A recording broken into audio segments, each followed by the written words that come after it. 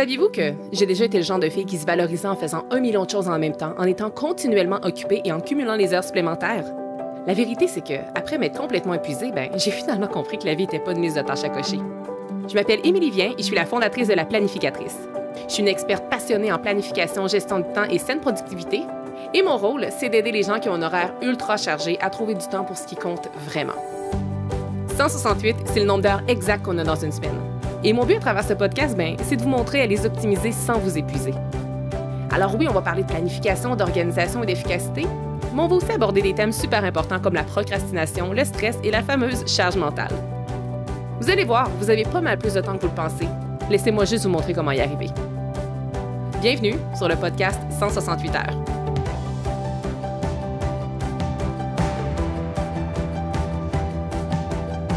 Aujourd'hui, j'ai le grand bonheur et l'immense joie de recevoir une personne qui est très, très spéciale à mes yeux, puis qui est aussi très, très spéciale dans mon parcours. Il s'agit de ma coach d'écriture, Mélanie Rey. Donc, bonjour Mélanie! Bonjour Émilie. Et en fait, il faut que vous sachiez là, que sans Mélanie, honnêtement, mon tout premier livre, Avancer sans s'épuiser, n'existerait probablement pas. Parce que grâce à elle, elle m'a vraiment aidé à transformer mes idées qui étaient très parfois floues en un vrai manuscrit.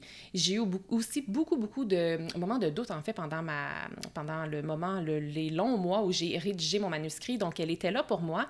Et elle m'a également aidé à trouver encore plus ma voix d'auteur. Donc, dans l'épisode que vous apprêtez à écouter, vous allez découvrir les coulisses de ce grand travail d'accompagnement, mais aussi de précieux conseils pratiques que Mélanie va pouvoir justement nous donner au cours de l'épisode. Alors que vous rêviez un jour d'écrire un grand livre et qu'il soit publié partout à travers le monde, ou si vous voulez tout simplement commencer à écrire avec juste un peu plus de fluidité au quotidien, vous allez vraiment repartir avec des clés super inspirantes à travers cet épisode-là. Donc, merci infiniment, Mélanie, d'être ici, d'avoir accepté cette belle invitation-là. Je suis très, très heureuse d'être avec toi ce matin. Merci à toi, Émilie. C'est le plaisir est partagé. C'est drôle parce que dans la dernière année, nos rencontres, c'était toujours toi qui leadais les rencontres. Et là, c'est drôle, j'ai l'impression que le rôle est inversé ce matin. C'est ça. Et tu remarqueras que du coup, je suis moins à l'aise. On adore ça. Écoute, de toute façon, on se l'était dit avant d'enregistrer et tout. Le but, c'est vraiment d'avoir une discussion aujourd'hui. Fait que je pense qu'on va un peu présenter l'épisode en 3 temps.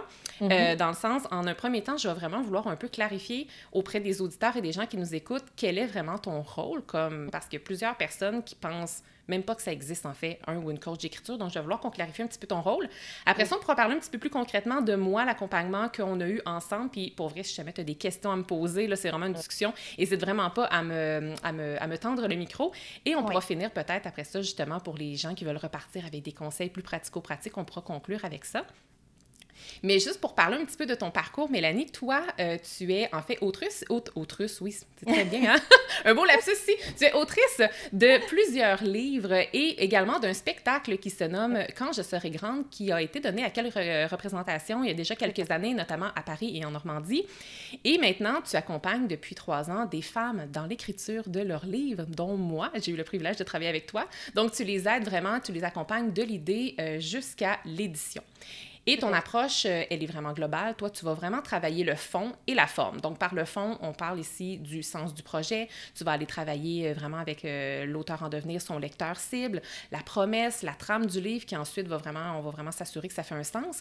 Et tu vas ensuite travailler vraiment la forme, donc aider les auteurs et les autrices à trouver leur voix, à installer une dynamique de travail et surtout à aller jusqu'au bout du manuscrit dans le but de décrocher, si tel est leur souhait, une maison d'édition. Exactement. Et c'est justement avec ce beau bagage-là qu'une belle journée au mois d'avril 2024 que tu es apparue dans mes DM sur Instagram pour me voir, en fait, s'il y avait un livre qui sommeillait en moi. Il s'avérait que oui, il y avait un livre qui sommeillait en moi. Tout à fait. Et c'est vrai que, alors aujourd'hui, c'est un petit peu moins vrai, mais à l'époque, je voyais des profils Instagram qui m'intéressaient, mais à titre personnel. Et ça m'arrivait parfois d'aller proposer mes services de coach en écriture quand je sentais qu'il y avait quelque chose d'intéressant quand je sentais qu'il y avait une histoire ou un parcours qui pouvait faire l'objet d'un livre. Et donc, je devançais un petit peu des fois les désirs d'écriture de certaines personnes qui sont devenues par la suite mes clientes, donc comme toi, parce que, comme je dis toujours, je pense qu'on a toutes et tous un livre en fait à écrire. J'ai déjà dû te le dire, mais on dit souvent que l'écriture d'un livre, c'est difficile, que voilà, que ça peut être long, que ça peut être fastidieux. Et en fait, je vois pas du tout ça sous cet angle. Et d'ailleurs, ce serait intéressant peut-être que tu nous dises après toi comment tu l'as vécu. Mais je pense que il y a rien de plus enrichissant que l'écriture d'un livre. Tu vois. Quand on te dit bah, tout le monde devrait aller voir un psy au moins une fois dans sa vie, moi je dis non, tout le monde devrait écrire son livre au moins une fois dans sa vie parce que la pratique de l'écriture dans le but d'être lu, ça a quelque chose de presque thérapeutique en fait, ça a une envergure presque thérapeutique, ça permet de mettre de la clarté, ça permet le recul que tu es obligé de prendre à cause de l'écriture, tu vois, cette distance par rapport à ton histoire ou par rapport à ce que, en l'occurrence, toi, ton activité, mais ton histoire aussi que tu partages dans le livre. Je vais essayer de ne pas spolier le livre qui n'est pas encore sorti, mais vraiment, je pense que ça nous en apprend beaucoup sur nous-mêmes. Et c'est vrai que c'est pour ça que je pense que le pourquoi on écrit un livre, il est toujours avant tout pour soi, pour se redécouvrir à travers ce travail d'écriture. Je suis tellement d'accord avec toi, puis tu as utilisé le mot thérapeutique, et moi j'ai vraiment eu l'impression que mon expérience d'écriture a été très thérapeutique, étant donné que je partage, entre autres, un grand bouleversement que j'ai traversé. Ça m'a vraiment comme permis un peu de boucler la boucle, si je peux le dire ainsi. Ça a été vraiment un très, très bel exercice, puis j'aime qu'est-ce que tu dis. Tout le monde devrait aller voir un psy au moins une fois dans sa vie, en effet, mais aussi tout le monde, si tout le monde, tu sais, si c'était une obligation sociale, là, comme que d'écrire un livre dans ta vie, honnêtement, ça transformerait les gens qui l'écriraient eux-mêmes, très certainement, puis il y aurait sûrement un tellement beau potentiel pour aider les gens aussi qui sont autour, là.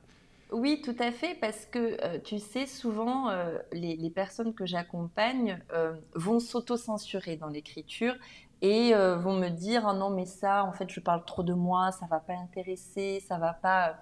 Et en fait, parfois c'est vrai que ce sera pas intéressant pour le lecteur, mais parce qu'il faut toujours se raconter dans le but d'apporter quelque chose à l'autre. Si tu te racontes comme tu te raconterais dans ton journal intime pour évacuer le stress de ta journée, effectivement, ce n'est pas très intéressant. Mais en fait, quand tu écris dans le but de transmettre, de passer le flambeau d'un certain message que tu portes, quand tu écris dans le but oui, d'apporter ton éclairage, ton prisme, ta vision, ton histoire, ton expérience, ce que tu as compris, quand c'est fait dans le but de partager tout ça, en fait, c'est forcément intéressant. Pour n'importe quoi que tu aies à partager, si c'est fait depuis cet endroit-là chez toi, ça intéressera forcément quelqu'un. Et maintenant, moi, Mélanie, ce qui m'intéresse, et je pense que je t'ai même jamais posé cette question-là, c'est qu'est-ce qui t'a poussé à devenir coach d'écriture? Parce que, puis tu sais, comment on devient coach d'écriture? En fait, je veux tout savoir. C'est surprenant, en effet, et souvent on me pose, on me pose la question, mais comment tu en es venu à être coach en écriture? Parce qu'en effet, c'est assez étonnant. En fait, moi j'ai toujours eu un lien particulier avec l'écriture depuis toujours. Je pense que ma première histoire, je l'ai écrite, j'étais en CE1, donc au primaire, et ma mère avait été tellement impressionnée de ce que j'avais écrit qu'elle m'avait, elle avait amené l'histoire que j'avais écrite à mon professeur et mon professeur m'avait demandé de la lire en classe. Donc c'est vraiment, tu vois, d'aussi loin que je me souvienne, ça date d'il y a un petit moment. Et que ce soit l'écriture ou même le théâtre, puisque comme tu le disais tout à l'heure, j'ai aussi écrit un spectacle. En fait, c'est vraiment un lien que j'ai avec l'écriture depuis toujours. Et je pense que mon approche actuelle, tu vois ce que je te disais tout à l'heure, le côté thérapeutique, et peut-être on en parlera plus dans le détail tout à l'heure, ma façon d'accompagner, puisqu'en fait on parle pas vraiment que d'écriture en général quand on travaille avec moi. C'est parce que je crois que tous les projets d'écriture que j'ai pu mener m'ont guéri à des endroits. Et pour autant, tu vois, j'ai écrit des choses très différentes. J'ai écrit des romans pour petites filles. J'ai écrit un spectacle qui s'appelle donc Quand je serai grande, mais qui traite en fait de la place que le pitch, pour faire vite, le pitch du spectacle, c'était on a beau avoir checké tous les trucs de grande sur la liste de sa vie, on se réveille à 35 ans et on se rend compte que, en fait, on se sent toujours aussi petite. Et finalement, tout l'enjeu du spectacle, c'était de savoir qu'est-ce que c'est les ingrédients qu'il faut mettre dans la soupe pour bien grandir et enfin avoir sa place et se sentir grande. Et en fait, quand j'ai écrit ce spectacle, c'est parce que ça répondait, ça faisait écho à quelque chose que je vivais moi ou que j'avais vécu. Et je crois qu'en écrivant le spectacle, finalement, j'apportais des réponses à mes propres questions. Et en fait, tous les livres ou tout ce que j'ai pu écrire, ça a été toujours un petit bout de moi qui est venu soit se guérir, soit, sans mauvais jeu de mots de ma part, mais une façon de tourner la page, en fait. De clôturer un chapitre, de fermer un moment et pour repartir sur une feuille blanche.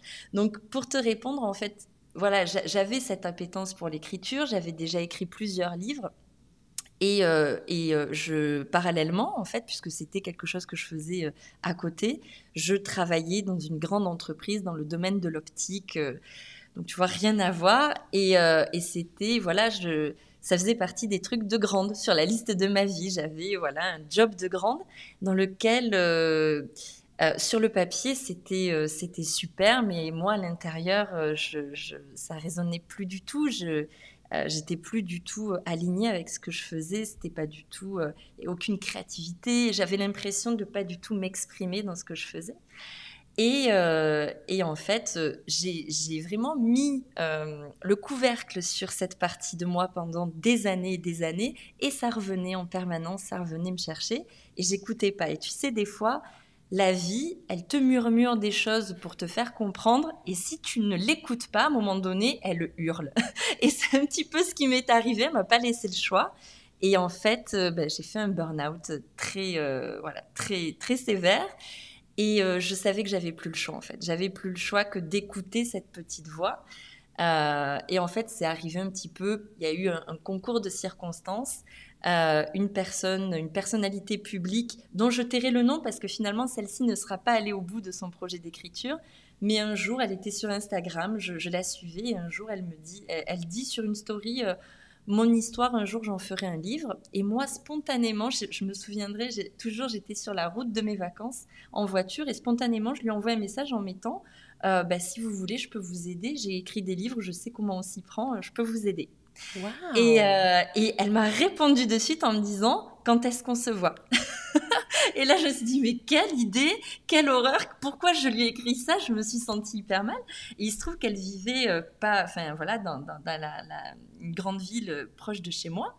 Et on a pu se voir et se revoir. Et en fait, moi, pour préparer ce rendez-vous, j'ai préparé un petit peu comment je pouvais justement l'accompagner dans cette aventure-là.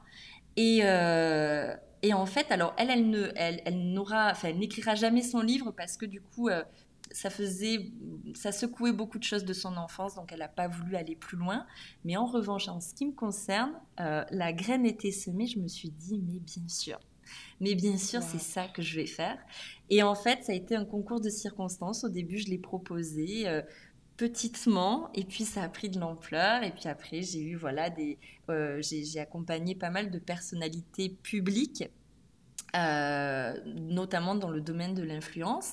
Et finalement, ça répondait pas complètement. C'est-à-dire que j'ai dû aller chercher des personnes comme toi. Qui avaient vraiment dans leur activité déjà quelque chose qu'elles partageaient, qui portait déjà un message en fait. Et du coup, en tout cas, c'est là où moi j'ai eu envie d'aller. C'est pour ça que je t'ai contacté en l'occurrence. Ah, c'est ça l'histoire derrière. Oui, Hey, oui, merci. oui, ça faisait, voilà, ça faisait quelque temps que j'accompagnais des personnes. Et petit à petit, si j'ose dire, j'ai osé choisir les personnes avec qui j'avais envie de travailler. Ah, c'est beau ça, mais je trouve ça fou l'histoire de la personnalité publique qui dit un jour mon histoire, j'en ferai un livre. Tu sais, Mm, à quel point des fois les pions se placent sur notre chemin c'est et fou. t'aurais pu pas saisir l'opportunité, t'aurais pu juste pas le voir. Mais Oui, des fois, comment que les pions se placent, puis quand on saisit les bonnes opportunités, comment ça nous amène ailleurs, parce que finalement, cette personne-là n'écrira pas le livre, mais toi, t'en as débuté une carrière. exact. Puis c'est très beau. Puis ça me donne envie de te demander, en fait, les gens, tu sais, que ce soit cette personne-là ou possiblement peut-être d'autres clientes que Mhm. tu as eues par après, comment tu vis ça, toi, le fait d'accompagner des gens qui ne vont pas jusqu'au bout de leur manuscrit?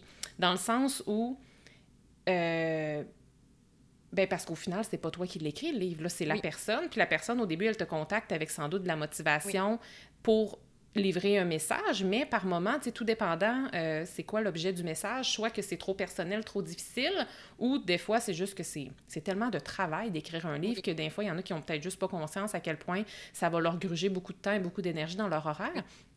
Comment tu vis ça, toi, de ton côté, les gens qui, finalement, en cours de route, changent d'idée ou décident de mettre ce projet-là en veilleuse?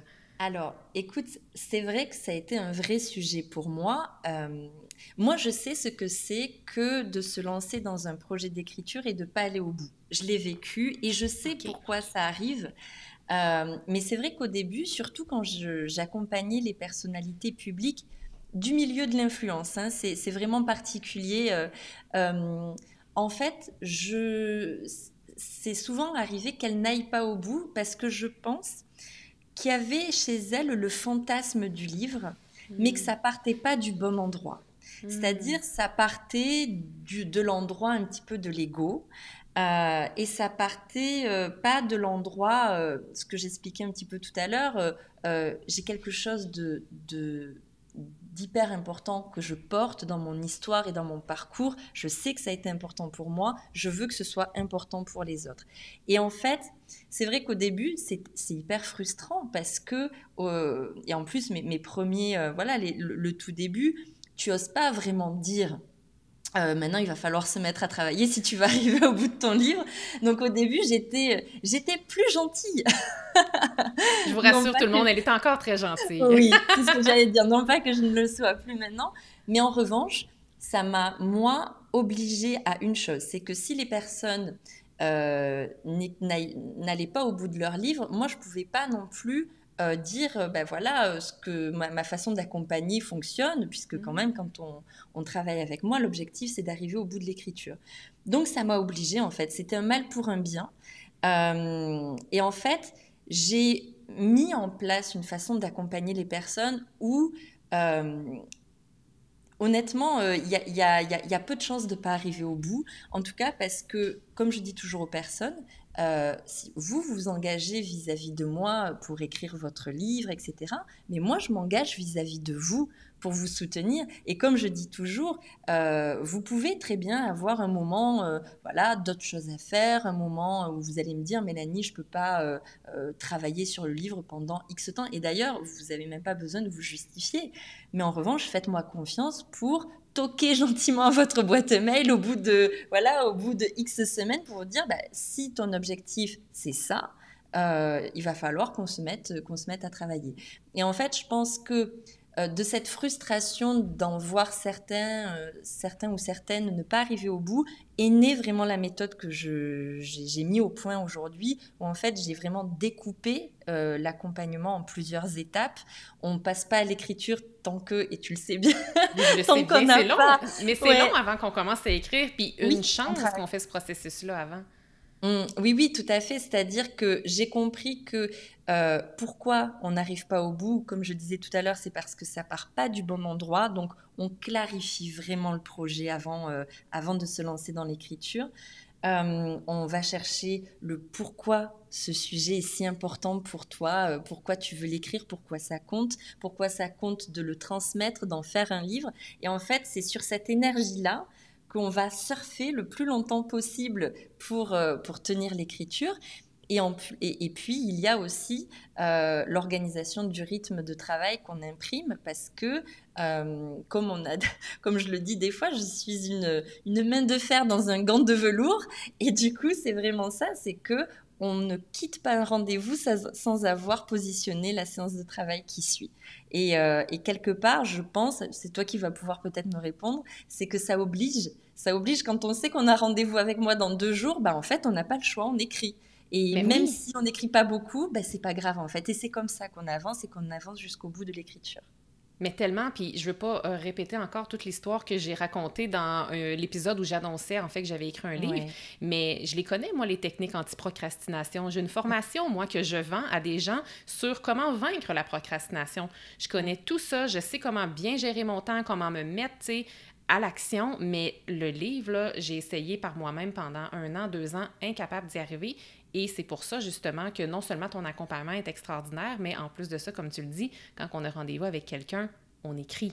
Parce Oui. que moi, je me suis engagée envers toi. Je le sais que tu dis non à d'autres clients dans le moment, peut-être parce que tu as un load de clients déjà, notamment moi. Donc, tu sais, j'ai une responsabilité envers toi aussi. Donc, moi, pour ça, pour moi, c'est suffisant Mhm. pour me faire passer à l'action. Donc, Oui. définitivement. Mais tu sais, ce que tu dis, le fait d'avoir essayé d'écrire pendant 1 an, 2 ans, sur un sujet en plus qui te tenait à cœur et qui était important pour toi, et malgré tout, tu n'arrivais pas à franchir quelque part ce plafond de verre, tu restais bloqué peut-être à écrire un chapitre ou 3 ou 4, mais tu n'arrivais pas à avancer. Je pense que c'est parce qu'en fait, il y a des leviers euh, où toute seule, en fait, c'est très difficile d'aller les chercher.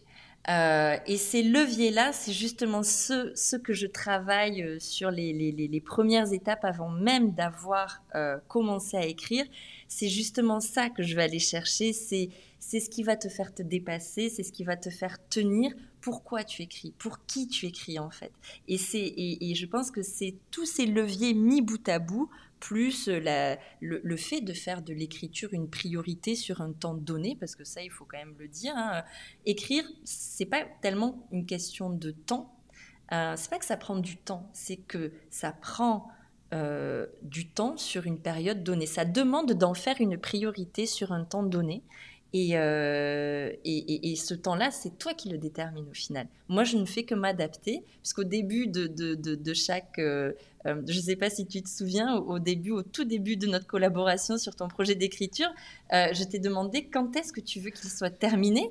Et en fait, je crois qu'on a tenu les délais, même je pense qu'on a fini avant l'objectif qu'on s'était fixé. Mais en fait, c'est vraiment ça, c'est que c'est plusieurs...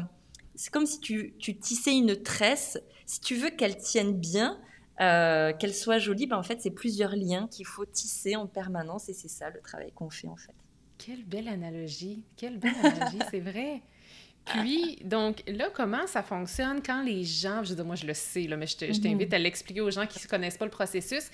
Quelqu'un veut écrire un livre, quelqu'un te contacte, par où tu commences? Comme ça commence comment? Parce que, tu sais, juste pour clarifier aux gens, moi, quand je suis arrivée vers toi, bon, j'ai répondu au message que tu m'avais envoyé, Mhm. mais moi, j'avais déjà commencé à écrire un livre, j'étais déjà Oui. avancée, mon idée était mûre, donc moi, j'étais là, ça va être de la petite bière, ça va être facile. Mhm. Et finalement, on a tout revu. Je veux dire, le sujet principal est demeuré le même, mais on a absolument tout revu. Et c'est ce qui fait aujourd'hui que mon livre est tellement meilleur Oui. aussi. Donc, les Oui. gens qui arrivent vers toi, est-ce qu'ils ont besoin d'avoir une idée? Est-ce qu'il faut que ce soit super clair? Comment tu commences avec les gens? Alors, en réalité, moi, peu importe que tu aies déjà que tu aies déjà écrit, que tu aies déjà beaucoup avancé ou que tu aies juste une idée, je reprendrai le travail de la même manière.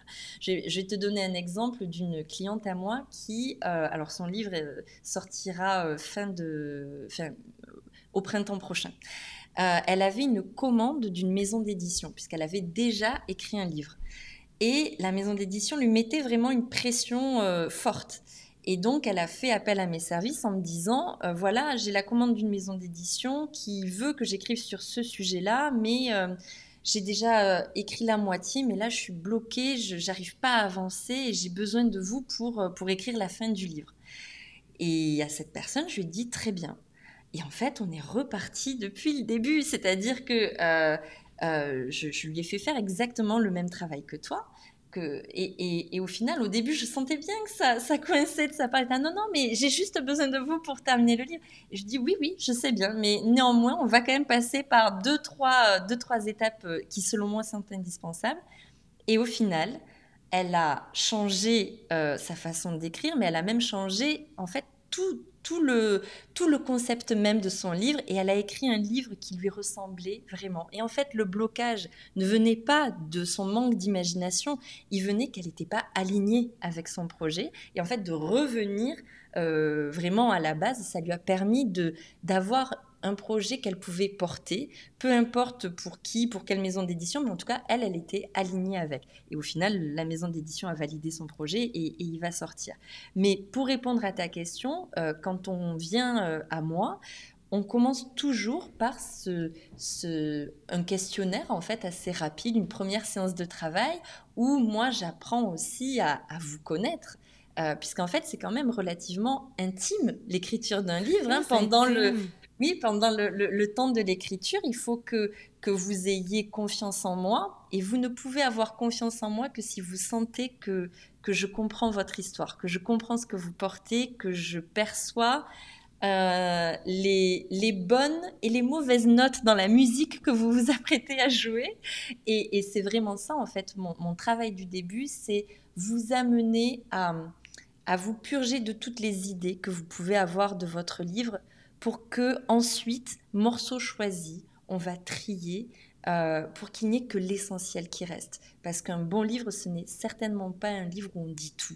C'est un livre où on en dit le moins possible de façon précise. Et donc, on commence comme ça. Et ensuite, petit à petit, on va organiser, trier, jusqu'à ce qu'on arrive à la trame, le fameux moment où on arrive à la trame du livre, qui est si douloureux pour tout le monde quand on arrive au moment de faire la trame du livre. Parce que là, ça demande une certaine vérité, en fait. Ça ne tolère pas l'à peu près, le moment de la trame du livre. Hein. C'est vraiment là qu'on va comme tracer la table des matières, en fait, là, le squelette du livre. C'est vrai ça. Que je m'en rappelle encore exactement où est-ce que j'étais quand je faisais ce devoir-là, cette trame-là, et c'est ça, c'est pas facile. Mais après ça, comme tu me l'avais promis, une fois qu'on prend le temps nécessaire pour bien dessiner la trame du livre, après ça, le travail ne se fait pas tout seul, mais à tout le moins, c'est très fluide.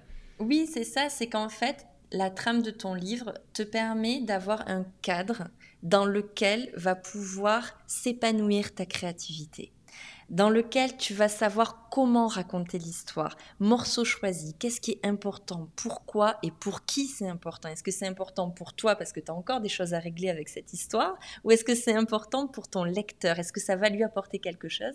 Et en fait, il n'y a que en ayant une trame vraiment solide que tu vas être à l'aise et pouvoir te lâcher en fait dans l'écriture et te faire confiance puisque l'essentiel est déjà posé. Il n'y a plus qu'à dérouler en fait l'histoire ou ce dont tu as envie de nous parler dans ton livre.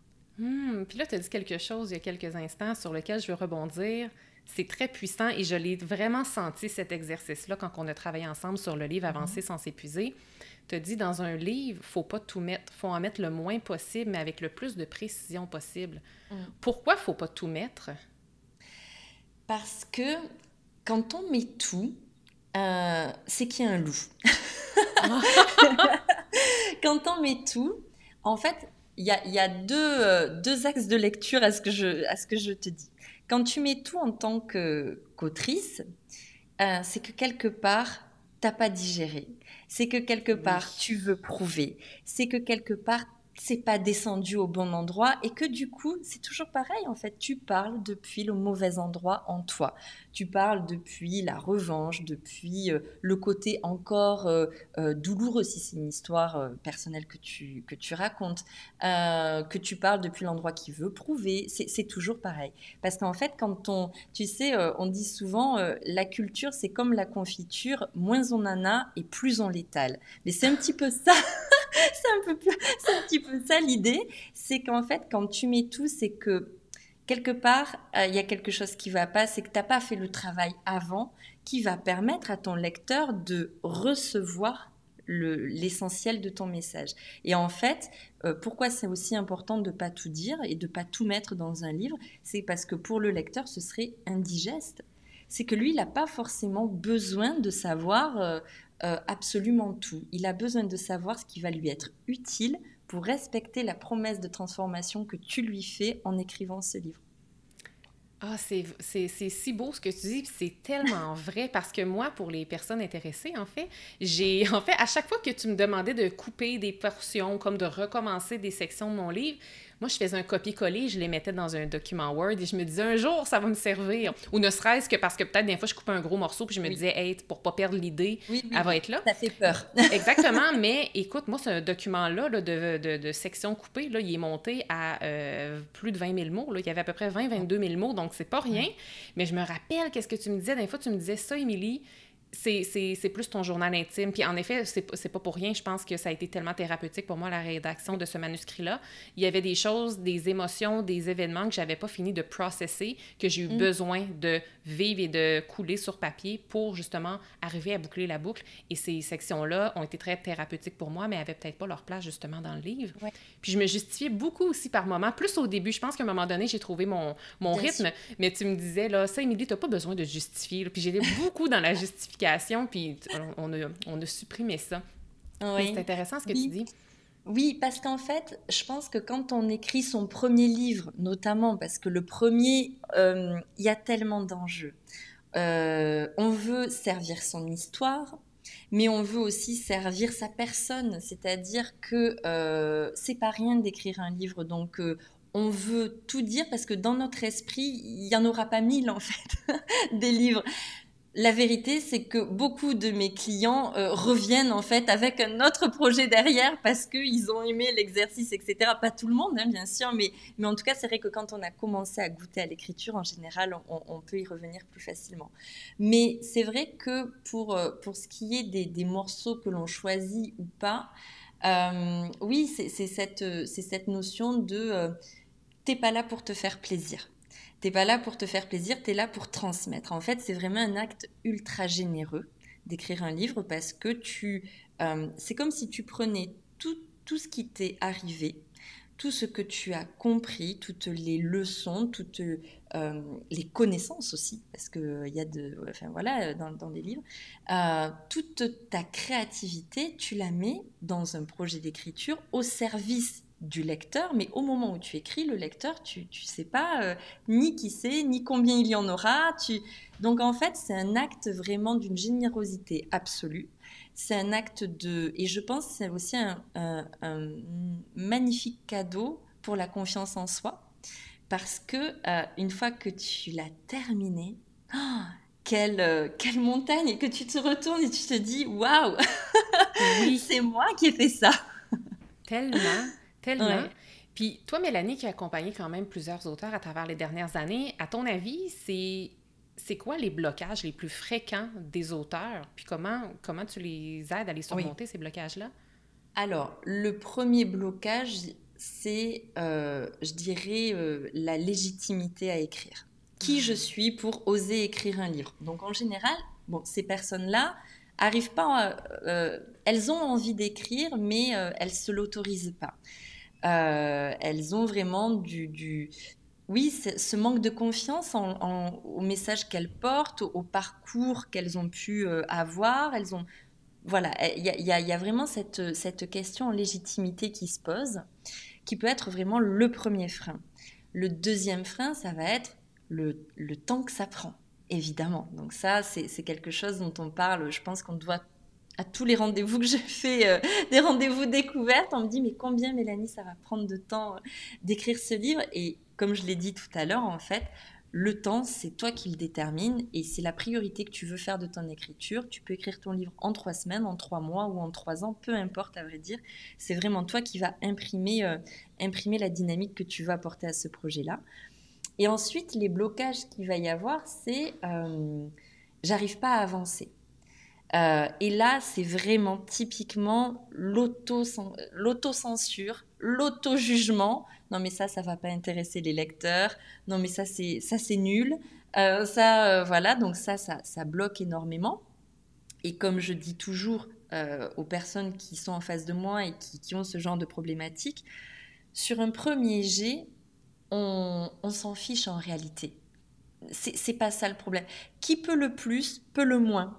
Donc, je préfère qu'il y ait, au début en tout cas, beaucoup de choses plutôt que pas assez. Parce qu'il n'y a rien de pire que de devoir rajouter de la matière, essayer de raccrocher les wagons les uns avec les autres, c'est hyper compliqué. Alors que c'est beaucoup plus facile de tailler un petit peu dans le gras et d'enlever Oui. tout ce qui dépasse. Oui, c'est vrai, puis tu me le disais souvent, ça, comme maison Émilie, puis au pire, on en enlèvera. C'est mieux Voilà. ça que l'inverse, là. Oui, voilà, c'est ça. Et après, le blocage un petit peu de la page blanche, alors qui en réalité existe, mais est vraiment pas fréquent. J'ai rarement des personnes qui me disent, alors là, je sèche, je sais pas quoi dire. Ça arrive très peu. Bah, déjà, grâce à tout le travail qu'on a fait en amont, ça permet de savoir de toute façon ce que tu vas raconter et dans quel chapitre tu vas le raconter.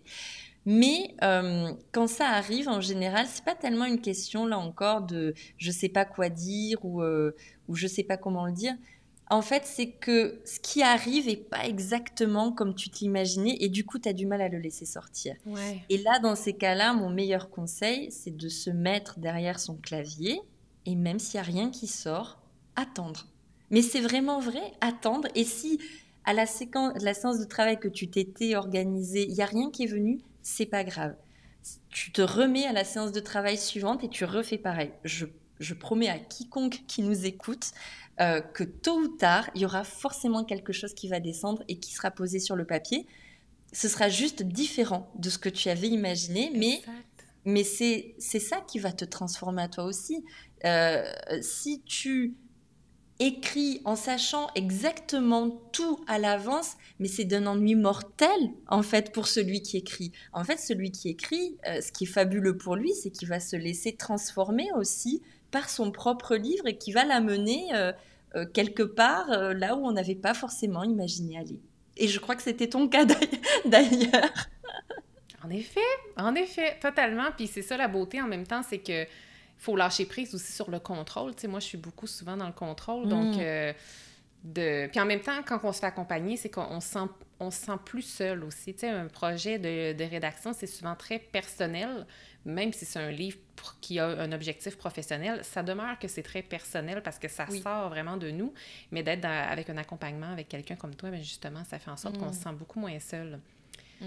Puis, on parle beaucoup de la rédaction. Puis, en fait, je relisais un peu, quand je me préparais pour notre épisode, je relisais les notes que j'avais prises lors de nos Oui. rencontres. Puis là, il y a une note que j'ai ici. Tu m'avais dit à un moment donné, tu as dit, quand tu finis d'écrire le livre, tu penses que c'est fini, mais en fait, il y a juste 50% du travail qui a été fait. Ouais. Il te reste beaucoup de temps et d'énergie à mettre dans la recherche de la maison d'édition, dans le lancement, etc. Donc, tu sais, un manuscrit terminé ne signifie vraiment pas que c'est un manuscrit qui est publié. Donc, en gros, c'est quoi qu'il reste à faire une fois qu'on a fini d'écrire? Parce que tout le monde veut se rendre à la ligne d'arrivée, Oui. puis il faut le savoir avant ça, qu'il y a d'autres choses qui viennent, parce que sinon, c'est comme de courir un marathon. Puis, tu sais, OK, il nous reste 1 kilomètre, OK, on est arrivé, puis là, non, le marathon recommence. Tu sais, c'est comme, Exactement. ça C'est peut être vrai. difficile des fois de comprendre ça. Donc, c'est quoi qui Tout vient à après fait. la rédaction?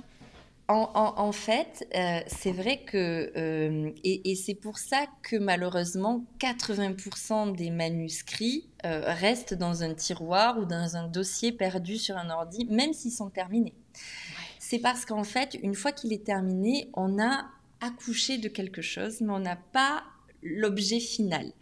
Il faut savoir que le manuscrit, une fois qu'il est terminé, la version 1, on va dire, déjà cette version-là va être relue, tu vas la relire, tu vas un petit peu l'arranger à certains endroits, voilà, tu vas la maquiller un petit peu là où tu vas te relire et te dire, bah, tel endroit, peut-être je pourrais rajouter ceci, ça c'est un petit peu lourd, je vais l'enlever. Même si c'est quelque chose évidemment que l'on fait au fur et à mesure, mais quand tu as justement le projet final, tu vas le relire. Mais en effet, il y a ensuite comment on écrit un livre, c'est comment on est publié, comment on est édité par une maison d'édition. Et là, c'est un moment vraiment particulièrement compliqué pour certains parce qu'ils ont tellement donné dans leur livre. je parlais tout à l'heure de générosité. Il y a la générosité gratuite, bien sûr. On est généreux sans arrière-pensée, mais quand même, on n'a pas fait tout ça pour rien.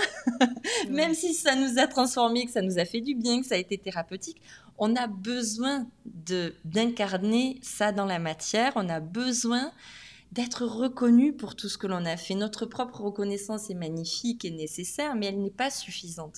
On a besoin que le monde sache qu'on a écrit un livre. C'est un besoin vraiment de reconnaissance en réalité. Il ne faut pas écrire le livre pour obtenir de la reconnaissance. En revanche, la reconnaissance est absolument nécessaire à ton rôle d'autrice quelque part.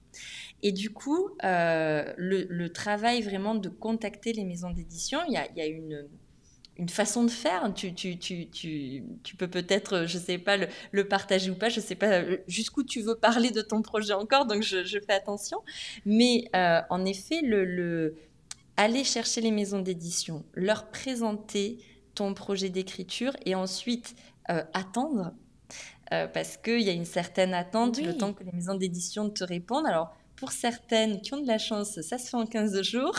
Pour d'autres, ça se fait en 3 mois, en 6 mois.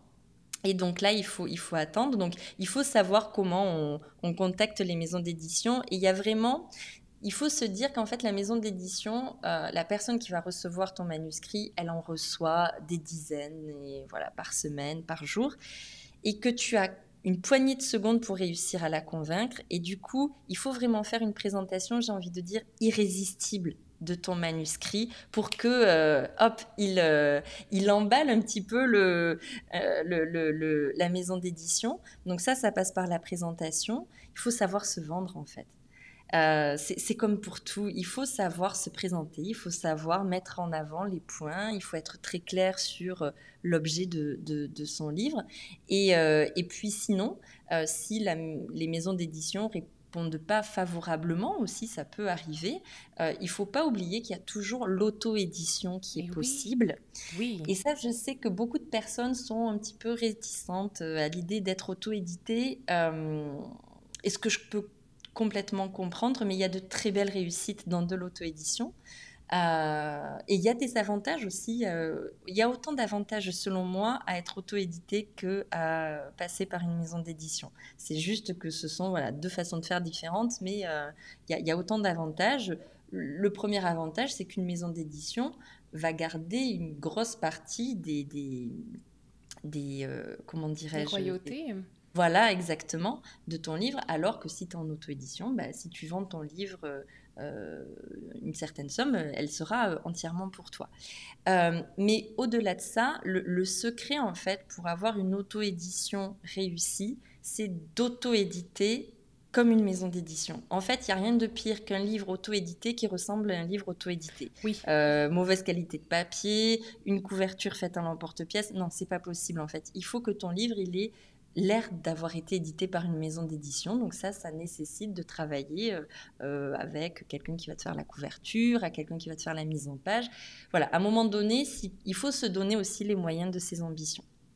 Mais bon, tout ça demande en effet de l'énergie.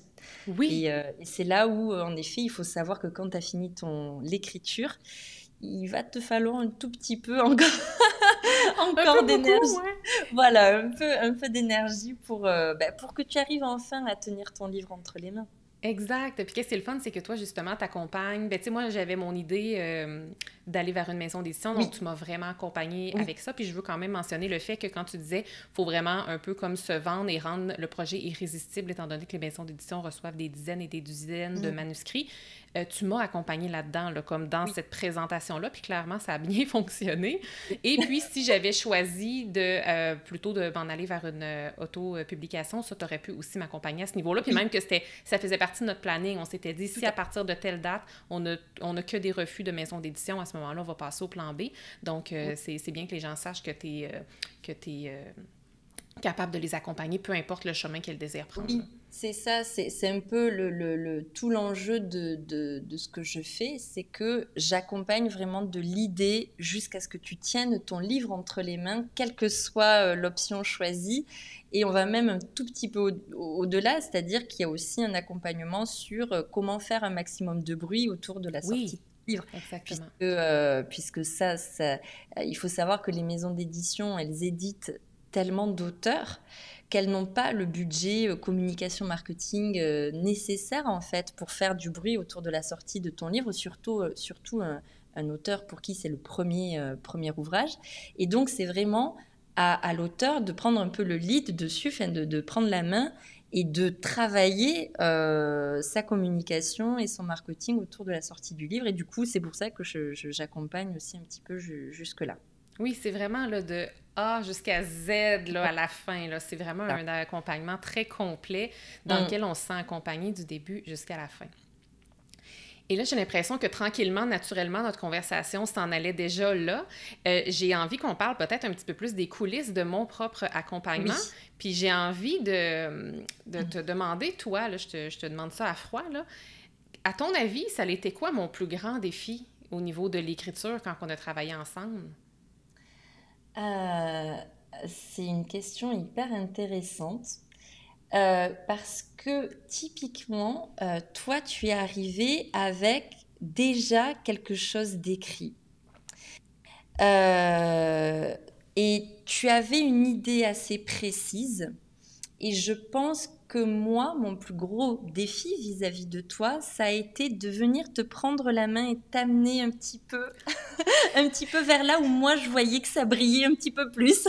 Et je dois avouer qu'il y avait de la résistance de mon côté. Oui. Il y avait de la résistance parce que je le voyais, puis comme tu le disais tantôt, une main de fer dans un gant de velours, t'étais vraiment comme ça. Puis je le savais où tu voulais m'amener, puis moi, je voulais comme pas y aller parce que j'étais donc bien convaincue que mon idée tenait la route. Puis finalement, une chance que je suis allée là parce que mon livre n'aurait pas la structure qu'il a aujourd'hui et il serait tellement pas aussi bon. Oui, parce que ce que tu as réussi à faire de ce livre, c'est superbe parce que, là encore une fois, sans trahir vraiment le projet, mais tu as réussi un déroulé très subtil entre ton histoire personnelle et quelque part une transmission des leçons que toi-même tu as apprises sur ton chemin. Et c'est vraiment ça qui est intéressant. Dans le livre de quelqu'un, on n'a pas juste envie de lire l'histoire de quelqu'un, même si elle est très intéressante, mais on a envie aussi de comprendre ce qui se cache derrière, quels étaient les enjeux qui se cachaient derrière ce pourquoi tu as vécu ce que tu as vécu. Et je pense que c'était ça. Vraiment, si j'ose dire, enfin, c'est pas vraiment un défi, mais en tout cas, moi, je savais que c'était là où, assez vite, j'ai compris que c'était là où il fallait que je tire un petit peu. Mais ton radar a été excellent parce que toi, ça a comme été ton défi par rapport à moi, puis moi, ça a été mon défi aussi par rapport à l'accompagnement. Tu sais, si j'avais à nommer personnellement un plus grand défi, c'est pour ça que j'avais hâte d'avoir ta réponse. C'est la même chose, c'est exactement ça. C'était le fait de... Puis c'est un peu le découragement, qui n'en est pas vraiment un, là, mais c'est comme si je me disais, il va falloir que je recommence encore. Tu sais, parce que moi, ça faisait 5 fois que j'essayais d'écrire un livre. Donc, là, j'étais encore recommencer, encore mettre des mots à la poubelle, alors qu'il me semble que l'idée tient la route. Mais après ça, on a tellement fait un grand travail d'introspection parce que, tu le disais tantôt quand tu expliquais un peu ton processus, on commence pas à écrire tout de suite. Là, je pense qu'il y a comme 4 étapes qu'on doit franchir avant de commencer à écrire. Puis ces 4 grandes étapes-là, c'est beaucoup de l'introspection. Puis c'est moi qui ai de l'habitude à faire l'introspection. Je me disais...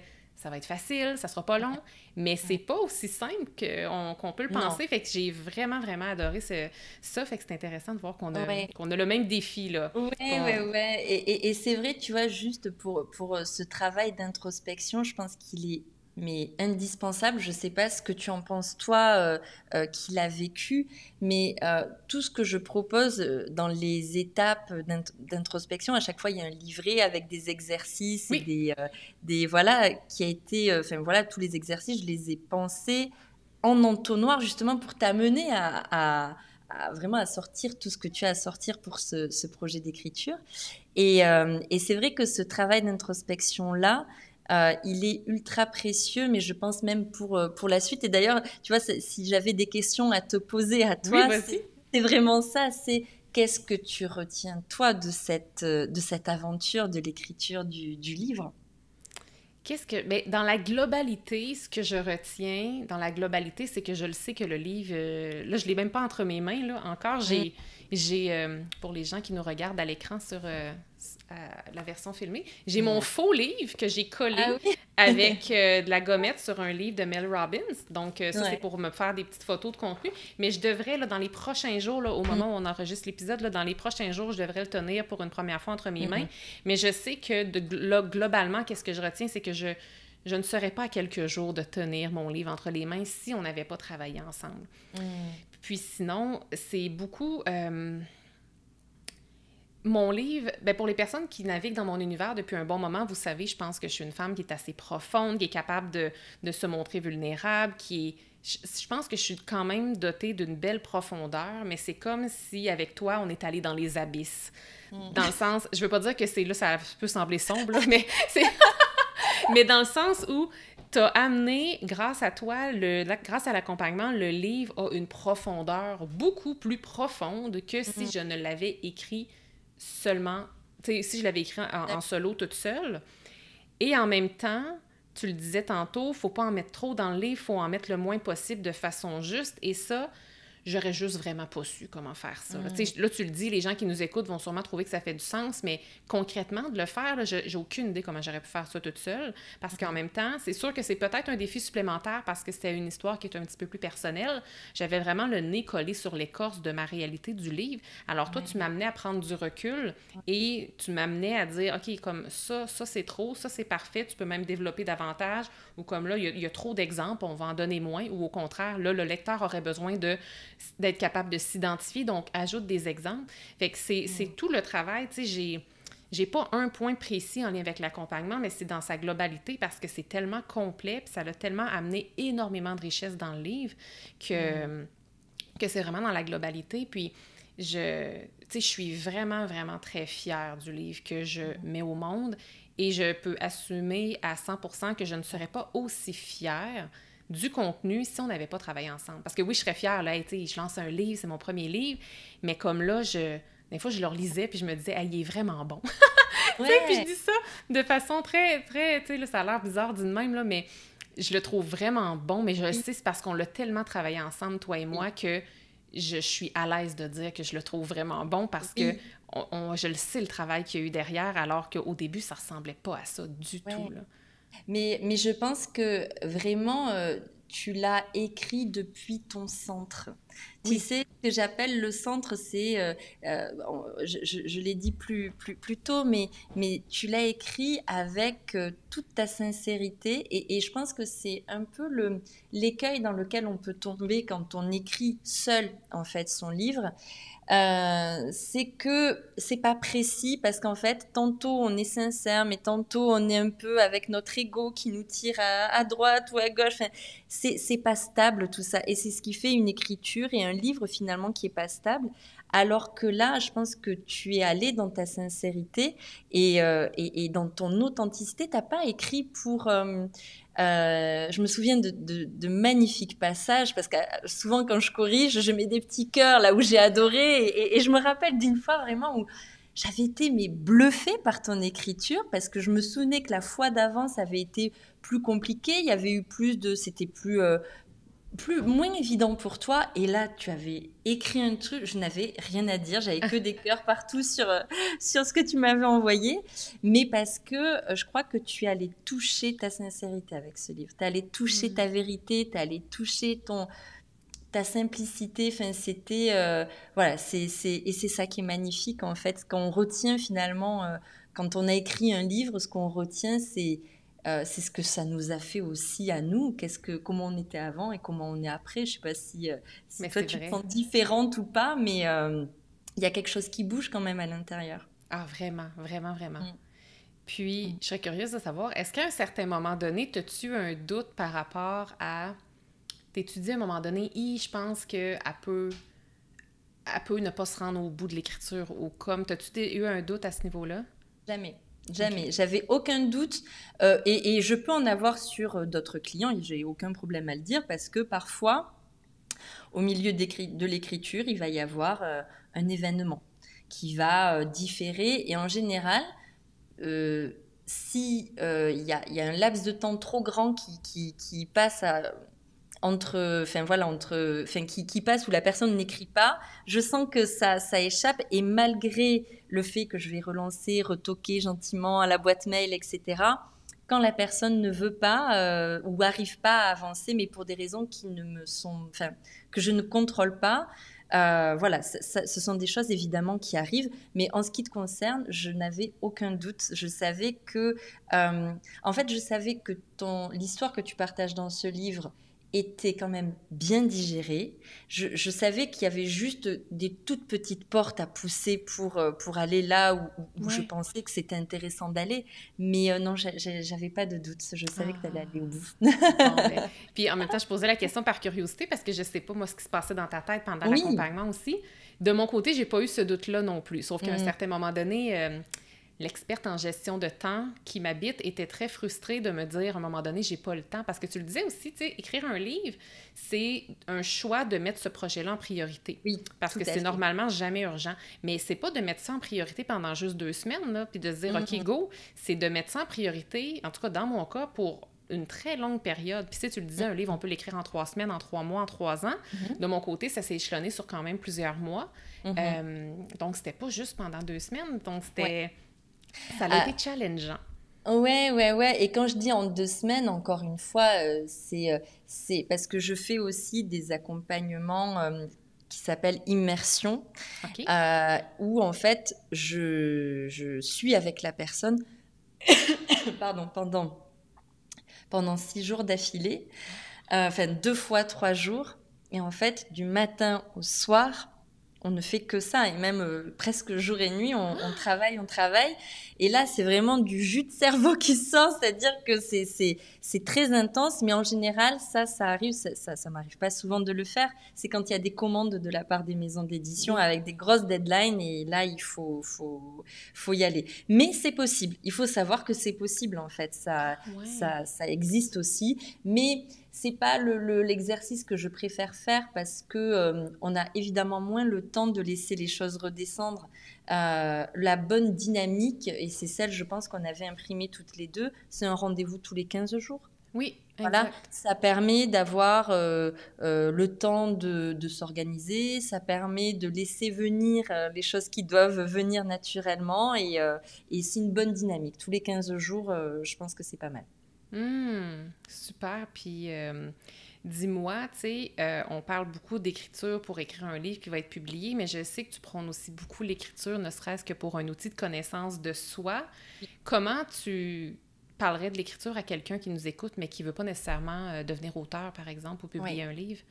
Et tu vois, c'est drôle que tu parles de ça. Je sais pas si on en avait déjà parlé ou pas, mais j'ai un programme qui va sortir bientôt qui Ah non! s'appelle Clarté. Ah, c'est vrai, non? Donc, Alors non, oui, mais oui, oui, parle-nous-en parce que non, je savais non, pas. non, mais il va bientôt sortir dans quelques semaines. Et en fait, c'est typiquement ça, c'est parler de l'écriture, vraiment le côté purement thérapeutique. Quelqu'un qui veut juste écrire pour les siens, pour ses proches, par exemple. C'est un bel héritage aussi que de le voir Oui, comme ça, hein? voilà. Le côté laisser une trace à ses enfants, à sa descendance, et puis écrire aussi pour soi, c'est-à-dire se rendre compte de ce qu'on a traversé, quand on a traversé quelque chose de très important dans sa vie. L'écrire, c'est les écrits restent, hein, comme on dit. Ah oui. Il y a pas de, voilà, l'expression vient de là. Et donc vraiment l'idée, je pense que sur ce revers-là de l'écriture, c'est, on en parlait un petit peu tout à l'heure, c'est faire clarté. Faire clarté sur qui on est devenu. Alors, l'écriture thérapeutique, on va l'appeler ça comme ça, c'est en général, on raconte sa propre histoire. C'est souvent ça. Et en fait, l'idée, c'est de faire la clarté sur la personne que l'on est une fois que ça nous est arrivé, une fois qu'on l'a traversé, mais la personne qu'on va devenir maintenant qu'on est prêt à le digérer. C'est un petit peu ce qu'on disait tout à l'heure. L'écriture, c'est se rendre compte en fait de ce qui nous est arrivé et quelque part, c'est faire le deuil de certaines histoires ou faire la paix. avec certaines autres histoires. Donc, je pense que c'est un travail très personnel, très enrichissant. Et pour revenir à ce que je disais tout à l'heure par rapport à la thérapie, moi, je crois, mais fondamentalement, à la thérapie par l'écriture. Raconter un traumatisme dans un livre ou raconter quelque chose qui nous a marqué, une leçon qu'on a envie de transmettre, en fait, de le mettre sur le papier, ça te remplit. Et ça te permet de voir les essentiels, en fait, de ce que tu as vécu. Parce que souvent, tant qu'on ne l'a pas écrit, il y a des zones de brouillard. Et quand on l'écrit, en fait, comme ça ne tolère pas l'à peu près, l'écriture, tu es obligé de choisir des mots. Donc, tu es obligé, quand on dit choisir ces mots, c'est pas anodin, en fait. C'est que tu choisis les mots qui sonnent juste pour toi, en fait. Donc voilà, c'est un travail hyper intéressant. Et donc, voilà, tu vois, tu devances un peu l'annonce que j'allais faire de ce programme qui va s'appeler Clarté, justement. Ah, on mettra les informations dans le résumé de l'épisode pour que les personnes intéressées par ça, justement, retrouver de la clarté par rapport à quoi écrire, vont pouvoir aller voir le tout. Et puis, je t'ai demandé un peu plus tôt, tu sais, je te demandais c'était quoi le défi principal que tu rencontres, mais justement, puis c'est très lié à la question que je veux te poser. Qu'est-ce que tu dirais à quelqu'un qui rêve d'écrire un livre, puis qui se dit « je suis pas assez bonne » ou bien « hey, c'est qui va lire ça ?» Tu sais, un peu le sentiment d'imposteur, là. Qu'est-ce que tu dirais à ces gens-là? Alors, finalement, je crois que je vais malheureusement un petit peu me répéter, mais c'est parce que c'est parfait, les gens ont besoin de l'entendre. Oui, tout à fait.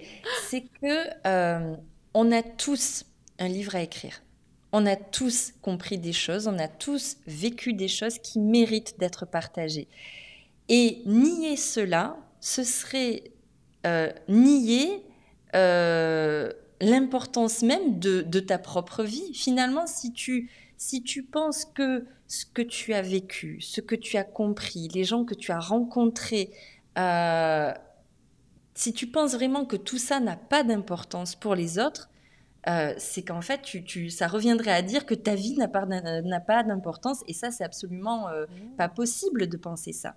Et du coup, si une personne rêve d'écrire, alors je pense que si quelqu'un rêve d'écrire, c'est qu'il n'y a pas de hasard. Tu sais, moi, tous les gens avec qui je travaille me disent oui, de toute façon, j'ai toujours rêvé d'écrire, ou je me suis toujours dit, cette histoire, j'en ferai un livre. Donc, tu vois, il n'y a pas de hasard. Souvent, je dis aussi que c'est pas toi qui choisis ton projet, c'est ton projet qui vient de choisir parce qu'il sait que tu es la bonne personne pour s'incarner en toi. Mais c'est exactement ça, en fait. Donc, à toutes les personnes qui rêveraient d'écrire et qui se disent, mais qui je suis moi, quelque part, pour écrire, j'ai envie de dire, on s'en fout.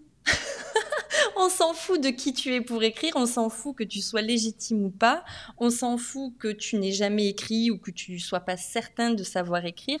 Écris et après on verra. Laisse-toi transformer par ce travail d'écriture et après, voilà, tu verras. Mais ne te retiens pas d'y aller parce que si c'est là, c'est que ça demande juste à sortir et à partir de là. Et voilà, donc lance-toi. Ah, j'ai des frissons quand je t'entends dire ça. C'est tellement vrai. Puis, il y a sûrement plein de personnes qui nous écoutent. En fait, de façon générale, il y a tellement de gens qui ont comme ce petit secret-là à l'intérieur d'eux, qui n'osent pas dire, qui rêvent d'écrire un livre. Je pense qu'il y en a même plusieurs qui nous écoutent en ce moment, qui se disent sûrement « Ah, je veux pas écrire de livre, moi », mais que c'est juste qu'ils ne savent pas encore qu'ils veulent écrire un livre.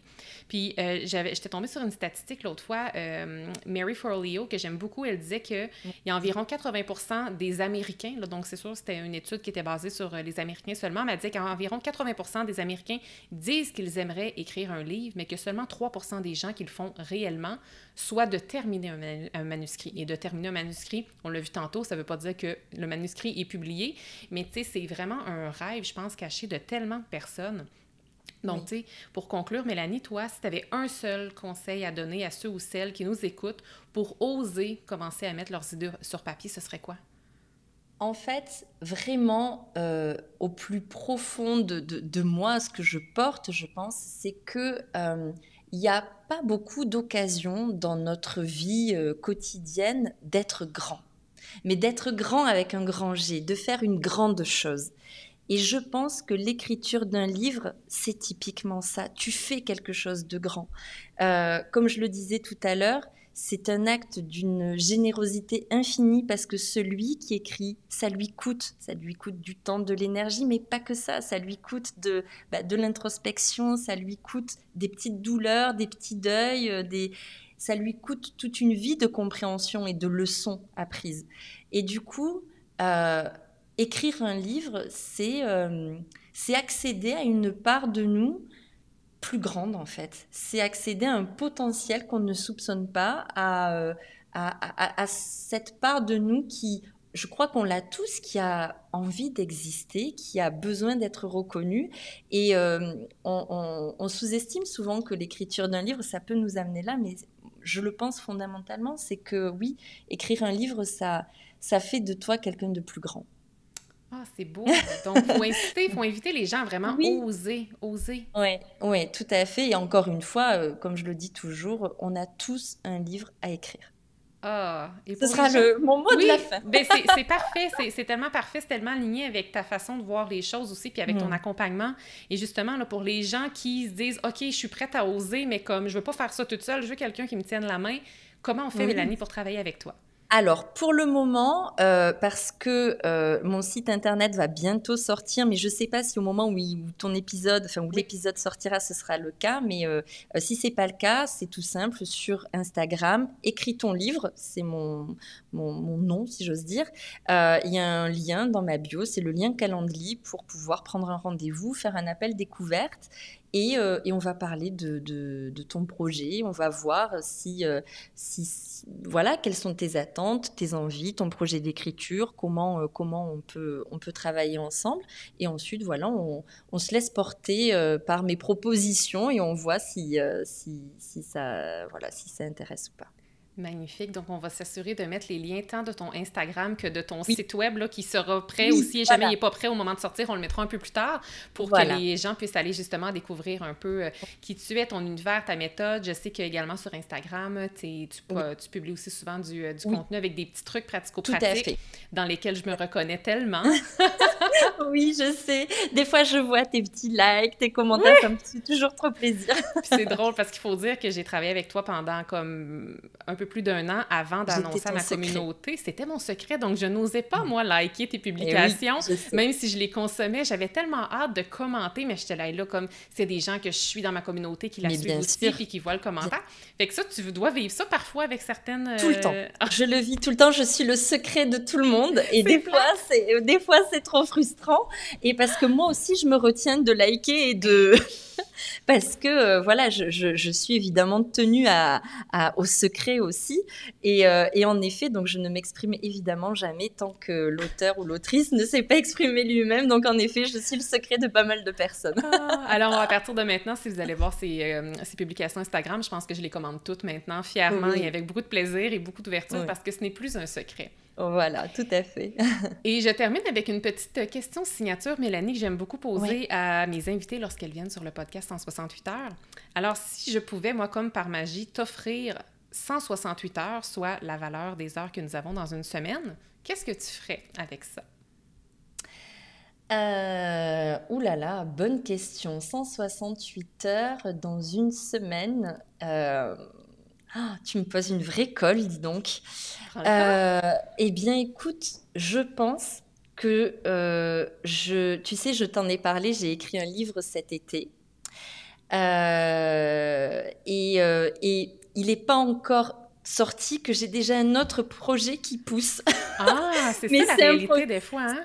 Ouais, c'est un projet de spectacle et je pense que si j'avais une semaine complète où je n'étais pas voilà happée par le quotidien, etc., je pense que je travaillerais à ce nouveau projet parce que Ah! il déborde, il ne demande qu'à être incarné dans la matière, donc je pense que je m'en servirai pour ça.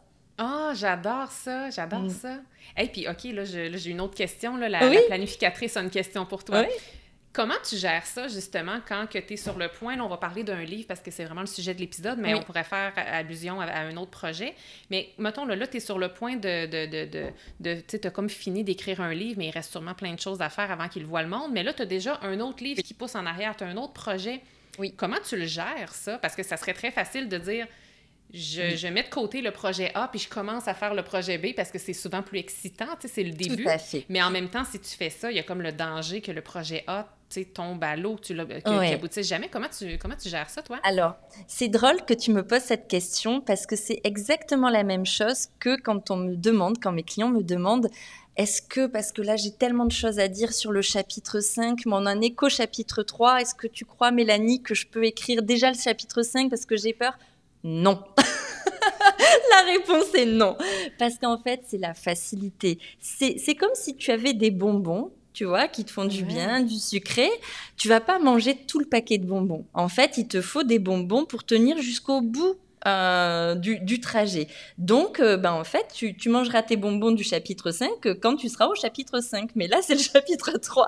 Donc, concentre-toi et note évidemment des choses parce que des fois, c'est des lumières qui s'allument. Voilà, il faut toujours avoir un carnet ou de quoi prendre des notes et voilà, poser vraiment les choses essentielles sur le papier. Mais en fait, là encore, c'est une question de confiance. Et confiance dans ton idée. Si c'est venu te chercher une fois, ça ne va pas partir. Tu auras toujours le même feu. Il sera même encore plus fort si tu l'as un petit peu retenu, si tu l'as un peu contraint, tu vois. Donc, l'idée, c'est voilà, de poser les grandes lignes sur le papier, évidemment, mais de ne pas se lâcher dans l'écriture, en fait, de suite. Et donc, pour revenir, moi, à mon projet, c'est exactement ce qui m'arrive. C'est pour ça qu'à ta question, si j'avais 168 heures gratos qui me tombaient comme ça, en fait, je me lancerais peut-être dans l'écriture de ce livre, c'est un spectacle, donc ce spectacle-là. Mais ce que j'ai fait d'ores et déjà, c'est exactement ce que je dis là, c'est que j'ai déjà commencé à poser ce qui demandait de sortir, je l'ai déjà posé, et puis j'y reviendrai quand ce sera le moment. Mais pour le moment, c'est mon livre qui doit sortir en janvier qui est ma priorité. Oh, merci. J'étais très curieuse d'avoir ta réponse et j'adore ta réponse. C'est très sage et très, très logique, en fait. Merci, Mélanie, d'avoir été avec moi, avec nous. Merci de nous avoir partagé tes pépites. C'était très concret, je trouve, les exemples et les conseils que tu donnais. Donc, je pense que ça va donner envie, je l'espère, aux gens qui nous écoutent à passer à l'action. Et je vous rappelle, pour les personnes qui seraient intéressées à connecter davantage avec Mélanie ou bien à travailler avec elle, nous allons mettre tous les liens dans les show notes de l'épisode. Donc, merci à tout le monde d'avoir été là et de nous avoir écoutés. Et merci tout spécialement à toi, Mélanie, d'avoir été avec nous. Merci à toi. Merci, Émilie. C'était un plaisir. Merci d'avoir été là. Si cet épisode vous a plu, est-ce que je peux vous demander un petit service? Allez évaluer le podcast 168 heures en lui donnant un 5 étoiles et abonnez-vous pour ne rien manquer. C'est honnêtement la meilleure façon de le faire découvrir aux autres, puis en même temps, ça me témoigne que vous l'aimez. J'ai déjà hâte qu'on se retrouve et d'ici là, assurez-vous de profiter pleinement des 168 heures de votre semaine. À bientôt!